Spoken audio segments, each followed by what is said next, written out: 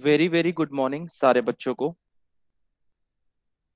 आज हम लोग क्लास 11th का जर्नल एंट्री उसका रिवीजन करके चलेंगे। जर्नल एंट्री में जितने भी कॉन्सेप्ट्स हैं वो सारे कॉन्सेप्ट्स को वन बाय वन रिवाइज करके चलेंगे। ठीक है सर। तो हेडिंग डालेंगे, revision of concepts of journal entry. Revision of concepts of journal entry part 1। हम छोटे छोटे वीडियोस बनाएंगे जिसमें हम सारे कॉन्सेप्ट्स को कवर करेंगे। This is my video number part 1। Okay sir, चलो। Concept number 1। What is my concept number 1? Purchases. Purchases कितने प्रकार के हो सकते हैं? परचेजेस दो प्रकार के हो सकते हैं। एक हो सकता है purchase of goods and second हो सकता है परचेज ऑफ एसेट्स। अगर मैं बात करूं परचेज ऑफ गुड्स की, तो परचेज ऑफ गुड्स में हमारे पास दो सिनेरियो निकल सकते हैं। एक निकल सकता है cash purchase and second scenario निकल सकता है क्रेडिट परचेज। क्रेडिट परचेज का मतलब उधार में परचेज करना। ठीक है सर।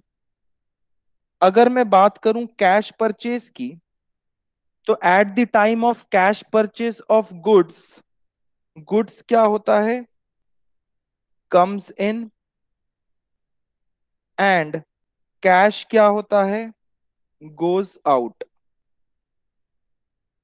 अगर at the time of purchase of goods, goods comes in होता है, कैश गोज आउट होता है, तो उसकी जर्नल एंट्री क्या पड़ती है? Purchase account debit to cash account. Purchase account debit to cash account.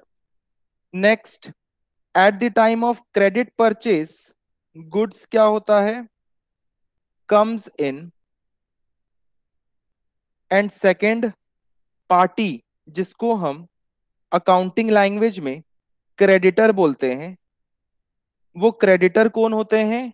Sir वो गिवर होते हैं। At the time of purchase goods comes in होता है, और देने वाला जिसको हम पार्टी अकाउंटिंग लैंग्वेज में क्रेडिटर बोलते हैं, he is called the giver. तो फिर जर्नल एंट्री क्या होगी? Purchase account debit to creditors account. Creditors मतलब पार्टी का नाम। Okay sir. नेक्स्ट, अगर मैं बात करूं at the time of purchase of asset, तो परचेज ऑफ एसेट में भी हमारे पास दो सिनेरियो निकल सकते हैं। Scenario number 1, purchase of asset in cash, and scenario number 2, purchase of asset in credit. Cash purchase and scenario number 2 is credit purchase. अगर हम कैश परचेज करते हैं एसेट का, तो एसेट क्या होता है? एसेट कम्स इन होता है। एंड सेकंड कैश, कैश क्या होता है? Goes out. तो उसकी जर्नल एंट्री क्या पड़ेगी? सर एसेट के परचेस के टाइम पे हमें एसेट का नाम लिखना होता है, तो क्या एंट्री होगी? Assets name account debit to cash at the time of credit purchase हम क्या करते हैं, एसेट्स कम्स इन होता है, एंड सेकंड पार्टी जिसको हम अकाउंटिंग लैंग्वेज में क्रेडिटर बोलते हैं, he is called the giver, उसे हम देने वाला बोलते हैं। ठीक है, तो एंट्री क्या होती है, asset account debit to giver, giver मतलब क्रेडिटर, गिवर मतलब क्रेडिटर। तो हमने ये रिवाइज कर लिया कि परचेज दो प्रकार के होंगे, एक परचेज ऑफ गुड्स एंड एक purchase of asset. Eight the time of purchase of goods हम हमेशा परचेज अकाउंट वर्ड यूज करते हैं, and at the time of purchase of asset हम हमेशा एसेट्स नेम यूज करके चलते हैं। ठीक है सर, कोई दिक्कत नहीं है। Next, concept number 2।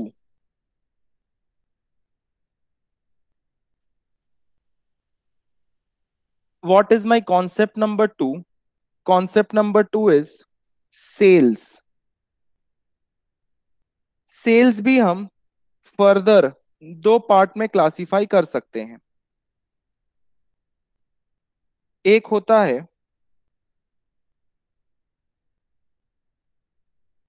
Cell of goods and second होता है सेल ऑफ एसेट्स। अगर मैं बात करता हूं सेल ऑफ गुड्स की, तो सेल ऑफ गुड्स के अंदर में हमारे पास दो कैटेगरी हो सकते हैं, एक sale of goods on cash and second sale of goods on credit. First condition cash sales and second condition is credit sales. ठीक है सर, अगर मैं बात करूं कैश सेल्स की, जब मैं सेल करता हूं तो कैश क्या होता है, comes in, and second goods क्या होता है, गोज आउट। तो इसकी एंट्री क्या होगी, cash account will be debited and sales account will be credited. Next, at the time of credit sales, receiver, at the time of credit sales हम किसी को गुड्स देते हैं, तो पार्टी क्या होती है, पार्टी जिसको हम अकाउंटिंग लैंग्वेज में डेटर बोलते हैं, he is called the receiver, और गुड्स क्या होता है, गोज आउट। तो इसकी जर्नल एंट्री क्या होगी, receiver debit to sales, receiver का नाम या फिर हम डेटर लिख के चलेंगे, debtor account debit to sales. Next, next condition हो सकता है सेल ऑफ एसेट्स। जब कभी भी हम एसेट को सेल करेंगे तो हमारे पास दो सिनेरियो निकल के चलेगा, एक होगा cash sale of asset and second scenario is credit sale of asset. एक scenario is cash sale and second scenario is credit sales. अगर मैं कैश सेल ऑफ एसेट की बात करूं, तो मैंने एसेट को सेल किया तो मुझे कैश मिलेगा, तो कैश क्या होगा, कम्स इन, और एसेट क्या होगा, गोज आउट। ठीक है, अगर कैश कम्स इन होगा तो क्या एंट्री पड़ेगी इसकी, cash account will be debited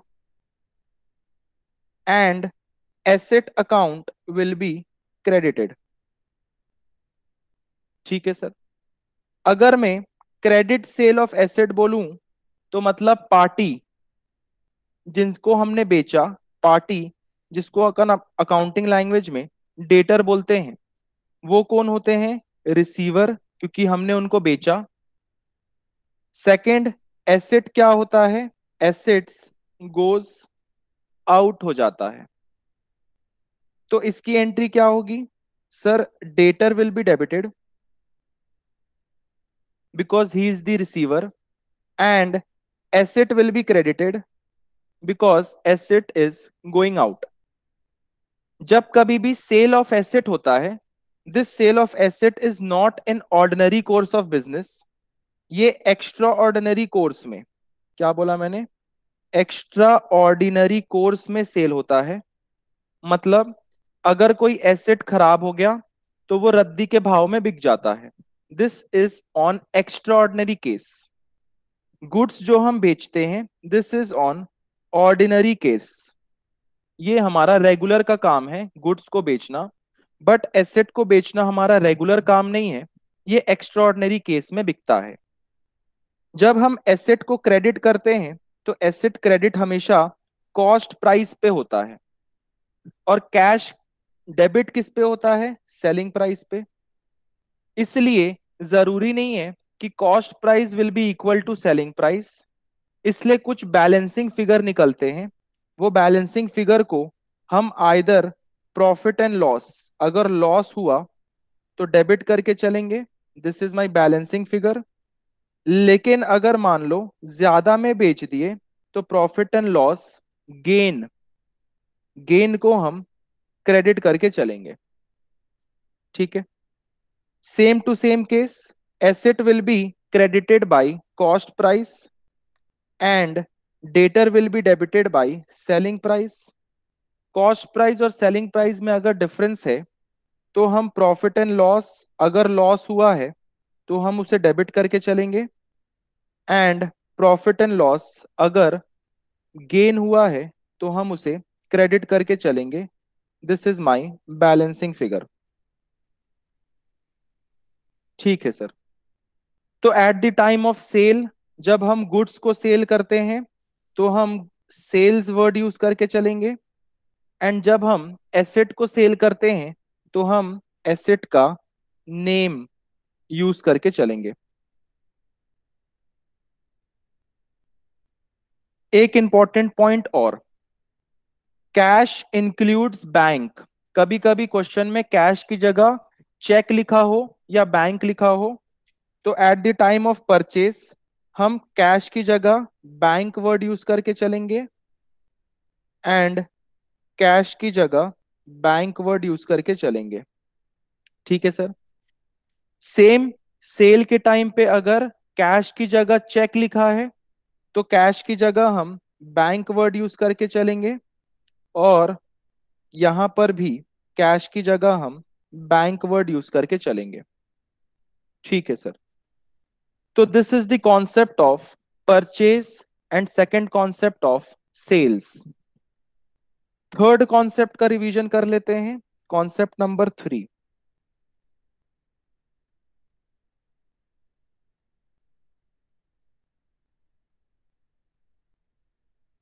What is the concept number 3? Concept number 3 is returns. There are two type of returns.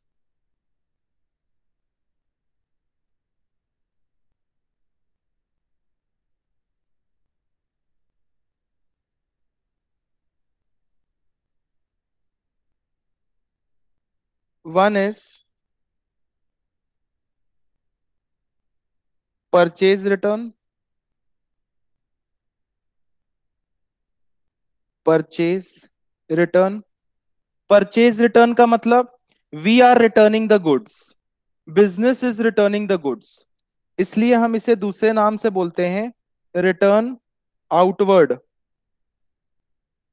And second is sales return. Sales return का मतलब है customers are returning to us, customers are returning to us, therefore in accounting language it is also called return inward.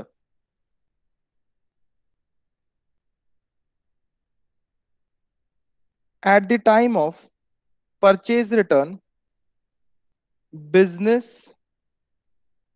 Returns goods to creditor. Business क्या करता है, अपने creditor को goods return कर देता है।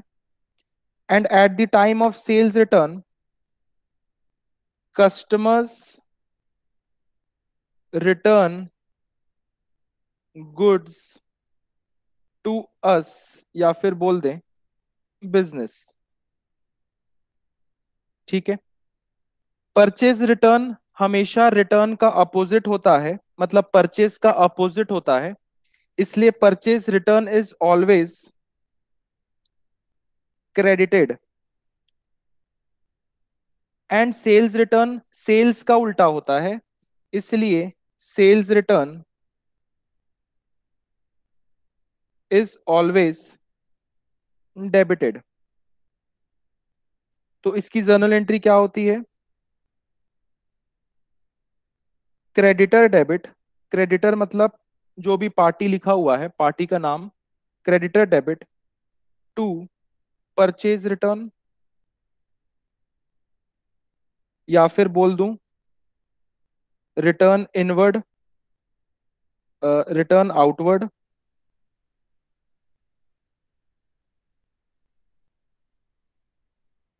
नेक्स्ट, सेल्स रिटर्न की क्या एंट्री होती है, सेल्स रिटर्न डेबिट होता है, तो sales return will be debited, या फिर बोल दें return inward debit to debtor, मतलब पार्टी का नाम। तो हमने यहाँ पे टोटल तीन कॉन्सेप्ट देखा। पहला कॉन्सेप्ट परचेस, दो प्रकार के purchase, purchase of goods and purchase of asset. Second sales, दो प्रकार के sales, sale of good and sale of asset. Third return, दो प्रकार के return, purchase return and sales return. इन सब से रिलेटेड हमारा ऑब्जर्वेशन क्या क्या है, एक बार फटाफट वो ऑब्जर्वेशन को भी नोट कर लेते हैं। What are our observations?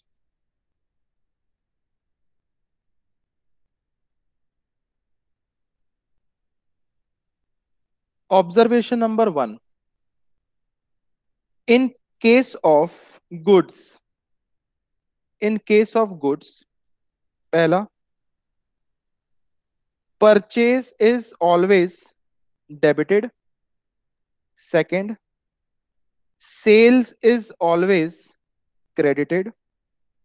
Third, purchase return is always credited.